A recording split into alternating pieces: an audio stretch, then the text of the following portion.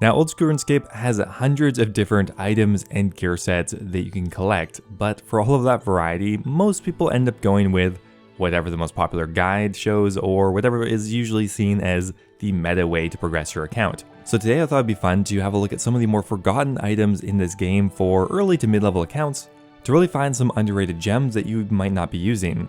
I hope you guys find this helpful. As always, if you do, always appreciate a like on the video. Anyway, let's get started. Alright, so to start us off here, what do I mean by underrated? Well, obviously I'm not going to be including Fire Cape or Barrow's Gloves on this list. We're talking about things that I don't think many people actually know about, but have either niche uses or are surprisingly useful in most situations. So to start us off here, we have a very interesting armor piece, and that would be the Yak Hide Armor Legs. Now these are a very strange, dated piece of armor. They only have a requirement of 20 defense to wear, yet they have 2 more range attack bonus than the green D-hide chaps. So they're just objectively stronger than those chaps, and they also have much higher melee defenses as well. And what's really odd is they don't have any range requirement to equip. What's even more odd than that is the Yak D-hide chest plate doesn't have any offensive range bonus. It's just so odd. I have no idea how these were designed, but after the D-hide nerf, these are actually best in slot, pre-40 ranged. They're also incredibly cheap. You can buy them for 350 coins on the Grand Exchange, so they are definitely worth picking up in the early game before you unlock like the blue D-hide chaps or other higher level armor. So next up here we have a relatively new item, the Ectoplasmator. Now this is a reward from Soul Wars and is a pretty useful item that can be unlocked at a pretty early level. Now this item is similar to the Bone Crusher and the Ash Sanctifier compared to both the Bone Crusher and the Ash Sanctifier, which both have hard level diary requirements to unlock it. Now what does the Ectoplasmator do? Well, it will give you some passive prayer experience from killing spectral creatures. Now this is arguably not nearly as good as auto-burying bones or ashes because there's less spectral creatures in Old School, but it does have some uses. For every creature you kill, you're going to get 20% of the creature's health in prayer experience. This is particularly useful at Aberrant Spectres, which is a very common monster to kill. It works at Ankus, which, fun fact, can trigger both the Bone Crusher and the Ectoplasmator at once, which means you can get 2 forms of prayer experience from there at the same time.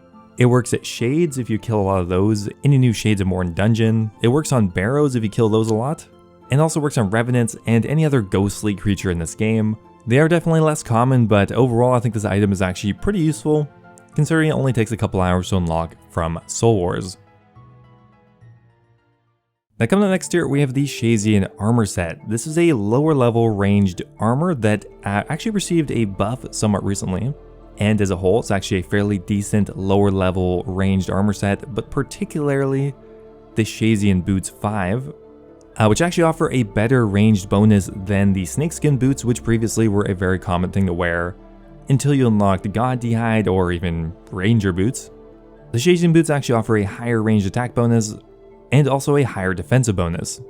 The entire set is actually particularly useful if you have a very low range level because it doesn't actually have a ranged requirement to equip. The only main requirement is 100% Shazian house favor, which is pretty easy to get.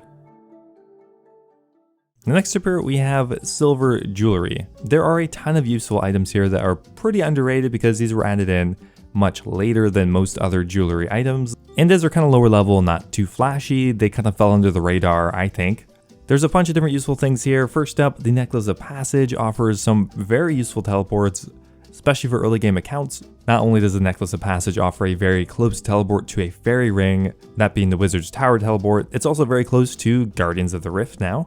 And it also offers a pretty close teleport to the Gnome Stronghold, and also to a somewhat niche location in the desert. There's also the Amulet of Bounty, which when equipped has a 25% chance to use 1 seed instead of 3 when planting allotment patches. Super handy for main accounts if you're planting higher tier allotment seeds like Snapegrass, Watermelon, stuff like that. Can save you a lot of money, and especially for Ironman accounts. And also there is the Amulet of Chemistry, which you should be using in a lot of cases when you are training Herblore. When equipped, there's a 5% chance you will create a 4-dose potion rather than a 3-dose potion, which is super handy, especially when you're making stuff like prayer potions, super restores, or any other expensive potion, bastion potion, stuff like that. It's almost always profitable to use in that case, and will save you a ton of money in the long run.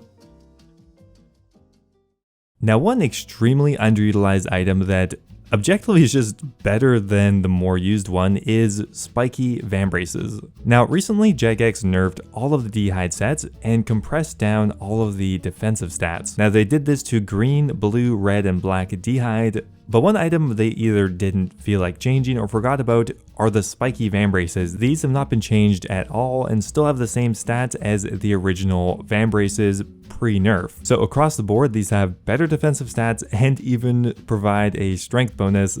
Not sure if that'd ever be useful, but I mean, it's better than nothing. So if you're looking for a way to eke out a slightly more defensive setup, think about picking up the spiky vambraces. They're just objectively better across the board until you get Barrow's gloves. Okay, so next up here we have the Soul Bearer. The Soul Bearer is a somewhat niche item, but one that I always forget exists. The Soul Bearer is awarded after you complete the Bear Your Soul mini quest, and essentially is an item that allows you to auto bank and sold heads when you get them as a drop. No matter where you are in Gielinor, the Soul Bearer can send them right to your bank for a cost of around 440 GP per head sent. Now, for the majority of ensouled heads, this will always be profitable to send to your bank, and for Ironman, it's almost always going to be worth it for prayer experience, but the item is particularly profitable for higher level ensouled heads such as Bloodveld, Greater Demon, and Dragon. And if you're looking to get the highest amount of profit per Slayer task, then the Soul Bearer is usually worth bringing, as it only takes up one inventory slot and you'll often get multiple ensouled heads per Slayer task or per trip.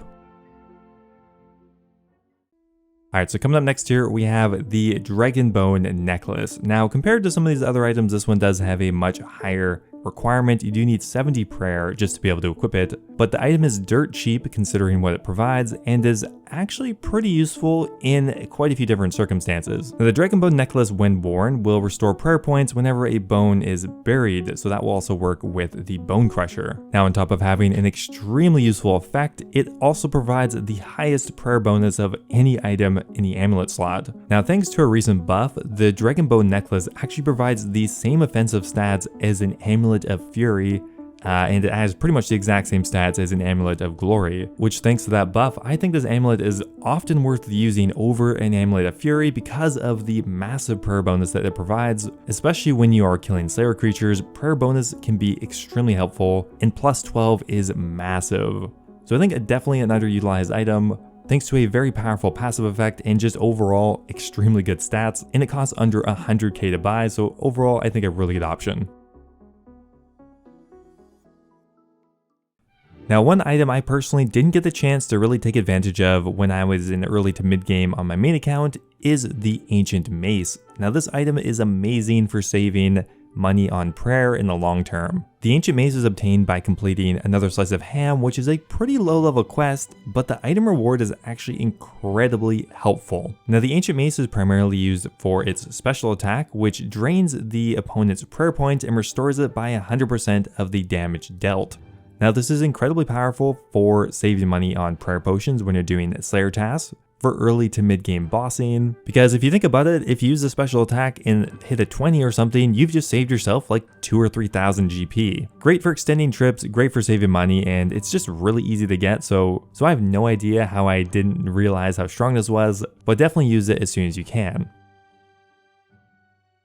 Now, another really underrated weapon, I think, is the Dragon Sword. Now, the Dragon Sword is not quite as good as the Dragon Scimitar, but it has one major benefit that the Scimitar doesn't. The Dragon Sword has no quest requirements to use. So if you haven't done Monkey Madness, what are you doing with your life? You should probably go ahead and do some quests, but for those who haven't, the Dragon Sword is a pretty comparable alternative to the Dragon Scimitar. The Dragon Sword is hard to obtain for Ironman, but for main accounts, I mean, it's dirt cheap, it's alch value, it's only 65k, and you can buy it right on the Grand Exchange. Now, in the same realm, we have the Dragon Mace. Now, thanks to a recent change to the attack speed of the Dragon Mace, along with a bunch of other items, the Dragon Mace has become a lot more of a viable early game crush weapon than it was before. It has the exact same attack speed as a Dragon Scimitar, and while it's not as strong, it does offer a much higher crush attack bonus, which does come in handy for some early game bosses and Slayer tasks. Now, another kind of interesting item that is definitely underutilized is the Enchanted Slayer Staff. Now, this item is in kind of an interesting spot. It requires 75 magic and 55 Slayer to use, and while it's not as good as a Trident for example, it is better than an Iban staff. At 75 magic, the Slayer staff has a max hit of 25, and that will scale up to 29 by the time you reach max. Now the Slayer staff is a cheaper alternative to Iban's Blast, but it does come with the caveat of you having to use it on a Slayer creature, so its uses are definitely more limited, but it is a good option for killing off Turoths or Kuraths, Dragon Tasks, and really anything else you want to magic. If you're looking to save a bit of money and still have a pretty strong magic weapon, the Enchanted Slayer staff is a pretty good option.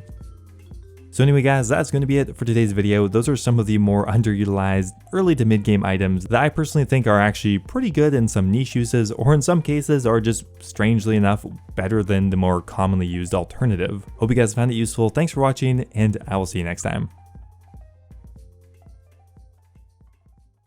Now before I go here, I want to give a giant thank you to all of my members over on YouTube. Thank you so much to Nello, Alejandra, The Hybrid, and Kush Patel for all being subscribed to the Dragon tier. Really, I appreciate it so much. Also a giant thank you to Kaitin987, Mexos, Base Titch, MDM001, and YoYoSub89 for being subscribed to the Runite tier. Appreciate you guys as well. As always, if anyone's looking for a direct way to support me, YouTube membership is the best way to do so. You'll get immortalized in all of my future videos, you can get a custom role on my Discord server, and you'll even know when all my videos are coming out. Thanks again, and I'll see you next time.